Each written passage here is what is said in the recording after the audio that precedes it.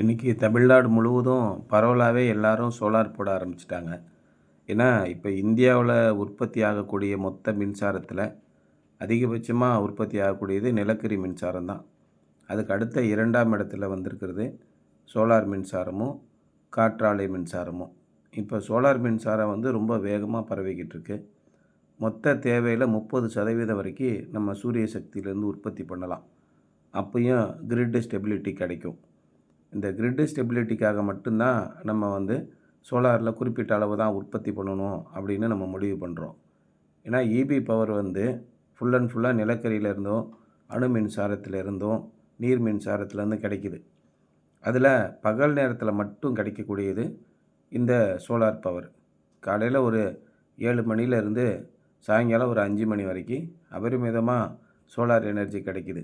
இதை ப்ரொமோட் பண்ணுறதுக்காக தான் பலவித அரசாங்க திட்டங்களை அரசாங்கம் கொண்டு வந்திருக்கு. வங்கி கடன் கொடுக்குது, மானியமும் கொடுக்குது. இப்போ அடுத்து அக்டோபர் மாதத்துலேருந்து வரி சலுகையும் கொடுக்குறாங்க. இப்போ இன்றைக்கி இன்வெர்ட்டர், பேட்ரி இதுக்கெல்லாம் 28% வரைக்கும் வரி இருக்குது. இந்த வரியை 5% கொண்டு வர்றாங்க. அதனால் இறுதி பயனாளிகள் வாடிக்கையாளருடைய சுமை ரொம்ப குறையும். சோலார் பொருட்களோட விலை குறைவதற்கான வாய்ப்பு அதிகம் இருக்குது.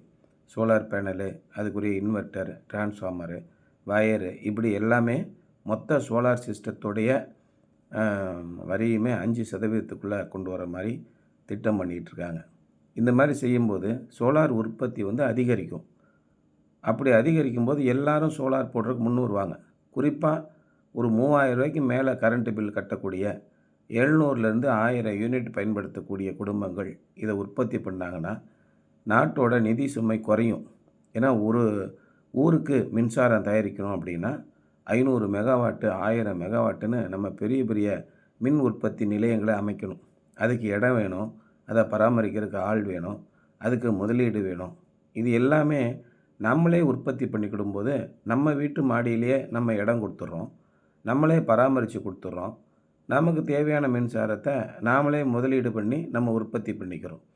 இந்த மாதிரி மொத்த மக்கள் தொகையில் ஒரு 30லேருந்து 35% பேர் உற்பத்தி பண்ணிக்கிடும்போது ரொம்ப அருமையான அளவுக்கு நாட்டோட நிதி சுமை குறையுது. இந்த சைட்டில் பார்த்திங்கன்னா 3300 வாட்ஸு சோலார் பேனல் போட்டிருந்தோம். உற்பத்தி ஆகிறது அதுக்கு மேலேயே உற்பத்தி ஆகுது. 3350 வாட்ஸ்லாம் உற்பத்தி ஆகுது. இயல்பான ஒரு வெப்பநிலை, ரொம்ப அதிகமான வெப்பநிலை இல்லாமல் ஒரு 28லேருந்து 30 டிகிரி வெப்பநிலை இருக்கக்கூடிய, காற்று மெதுவாக வீசிக்கொண்டிருக்கக்கூடிய ஒரு சூழலில் இப்போ வந்திருக்கிற இந்த மோனோகிறிஸ்டலைன், ஹாஃப் கட்டு, பைஃபேஷியலு இந்த மாதிரி பேனல்லாம் ரொம்ப நல்லாவே பெர்ஃபார்மன்ஸ் இருக்குது. ரொம்ப ஹார்ஷான ஒரு தட்பவெட்ப நிலையில் தான் ரொம்ப உற்பத்தி குறையும். நம்முடைய தென்னகத்தில் பார்த்திங்கன்னா ஓரளவுக்கு இதமான சூழல் ஒரு வருஷத்தில் முக்கால்வாசி பகுதியில் இருக்குது. இப்போ ஒரு 3 மாதம் மட்டும்தான் நமக்கு ரொம்ப கடுமையான வெயில். மற்றபடி நல்ல இதமான சூழல் இருக்கிறதுனால இப்போ வந்திருக்கிற இந்த அதிநவீன லேட்டஸ்ட்டாக வந்திருக்கிற பேனல்லேருந்து 3310 வாட்ஸ் கூட உற்பத்தி ஆகுது. 3325 உற்பத்தி ஆகுது. இது பைஃபேஷியல் பேனல், 2 பக்கமும் உற்பத்தி ஆகக்கூடிய பேனலு. அதனால் எப்பயுமே தரையிலேருந்து ஒரு 8 அடி வச்சுட்டிங்கன்னா ரொம்ப நல்லா ரிஃப்ளெக்ஷன் கிடைக்கும். தரையில் இது மாதிரி நல்லா வெள்ளை கலர் பெயிண்ட் அடித்து வச்சுட்டிங்கன்னா இன்னும் நல்லாவே கிடைக்கும். வருஷத்தில் ஒரு 8 மாதத்துக்கு நல்ல அருமையான உற்பத்தி. ரொம்ப கடுமையான வெயில் அடிக்கும்போது காலையிலேயும் சாயங்காலம் நல்ல உற்பத்தி. இப்படி எல்லா சூழல்லையும் உழைக்கக்கூடிய இந்த சோலார் பேனலுக்கு மத்திய அரசாங்கமும் மாநில அரசாங்கமும் நிறைய வரி சலுகைகள், வங்கி கடன் வசதிகள் இப்படி எல்லா விதமான உதவிகளையும் செய்கிறாங்க. இந்த நேரத்தை நீங்கள் பயன்படுத்திக்கோங்க. நிரந்தரமான ஒரு தீர்வு. அடுத்து எத்தனை வருஷம் ஆனாலும் இந்த மின்சாரத்துக்கு நீங்கள் எந்த கட்டணமும் செலுத்த வேண்டியதில்லை. நிரந்தரமான ஒரு அக்ரிமெண்ட்டை போட்டு உங்கள்கிட்ட கொடுத்துட்றாங்க. கடைசி வரைக்கும் இது பயனுள்ளதாக இருக்கும். காலம் முடிகிற வரைக்கும் நமக்கு ஒரு 25 வருஷம் வந்தால் கூட போதும். 2 தலைமுறைகளுக்கு இது நல்ல அருமையான முதலீடாக இருக்கும். வீட்டுக்கு அப்படின்னு நீங்கள் கரண்ட்டு பில்லு கட்ட வேண்டியதே இருக்காது. இப்போ நாங்கள் போட்டு கொடுக்குற எல்லா இடங்கள்லையுமே ஒரு 5 வருஷத்துக்கு அப்புறம் நீங்கள் எக்ஸ்டெண்ட் பண்ணணும் அப்படின்னா எளிதாக சோலார் பேனலை மட்டும் நீ சேர்த்துக்கிற மாதிரி நாங்கள் அதிகப்படியாக உங்களுக்கு பண்ணி கொடுத்துறோம்.